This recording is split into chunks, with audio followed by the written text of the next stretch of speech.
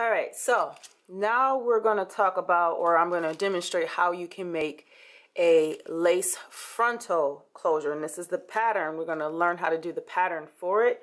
Lace frontals are another affordable piece to add to your wigs.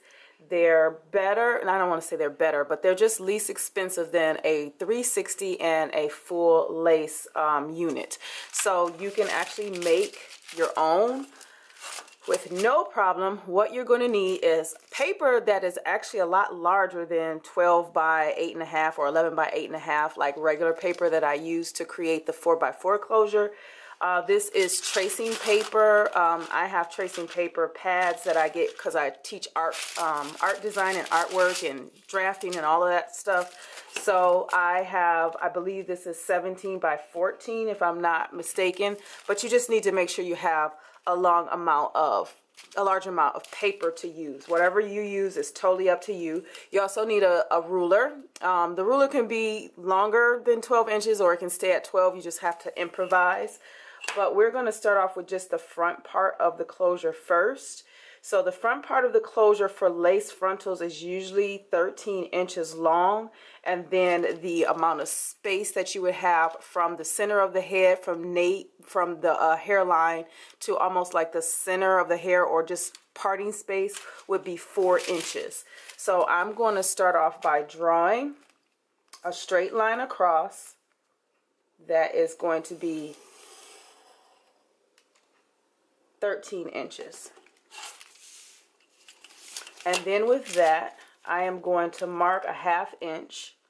Actually, I could do this 14 inches. That way I'll have an inch or so excess on the outside. So here's my 14-inch line.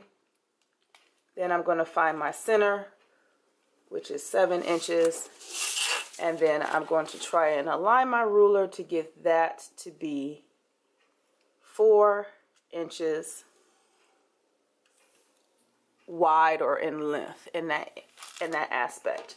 So we have this point, and then so we have 1, 2, and then give yourself an inch for each one on each side.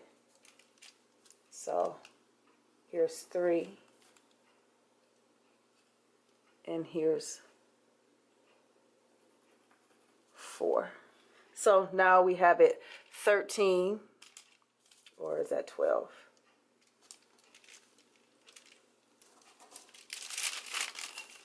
Because I do want this space to be, okay, 12 is not bad, but I actually want it to be 13. So that means we have to do a 1/2 inch. So this is why you do everything in pencil.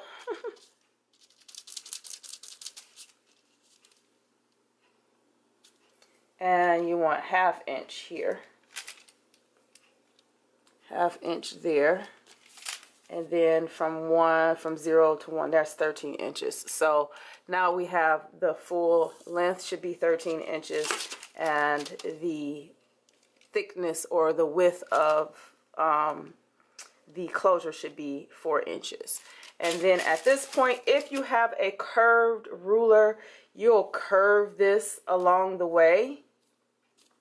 But I'm going to use a curved ruler that I do have because I do pattern making. As you can see from us doing this, I do pattern making. So it could be more so like this. So I'm going to line it up at the 1, 0, and here. But creating this curve is just totally up to you how you do it, but I'm using a pattern piece that I used for, this is just a curve for sleeves, but you can use whatever you need to get this curve right here. So that's what you want. And then what we're going to do is for the excess, because keep in mind, all of this space you are going to be ventilating. So I'm going to make sure that I mention that this is 4 inches along the length of it, and from here to here is 13 inches. And then I have a 1/2 inch and a 1/2 inch on the outside from here. I knew it was somewhere in here. I made that line off, but you guys get the point. Let's get that 0 back in. That looks much better.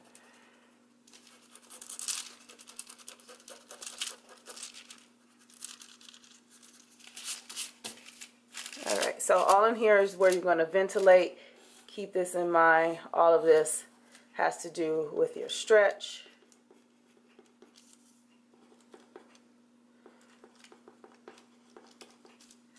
And then the 1/2 inches that's extended on the outside is kind of like saying these are the ear tabs. When you do place it onto a on a cap, for those who choose to create wefts or sew wefts to the rest of the cap. But this is just the closure itself. So there's that 1/2 inch extension. And part that I am not going to ventilate is going to be 2 inches up. So here's 2 inches. From this end, there's 2 inches. It actually can be 1 inch, but I'm just making it safe for myself. And then since my ruler is at that thickness of 1 inch, I'll make that extra guided line. And then the excess, I'm going to do the rest. So, depending on how the hairline goes, whether you're playing with your hairline in this area or a little bit in this area, you can ventilate into that. But here is where you do not ventilate. So this is just me being sure about it. So I have some room to play around with the hairline and how I might shape it if I need to. But I do need to make sure that that is about 4 inches in depth. You can ventilate all along this line here where the ear tabs are. You do not want to ventilate. So I'm going to write DNV and then DNV.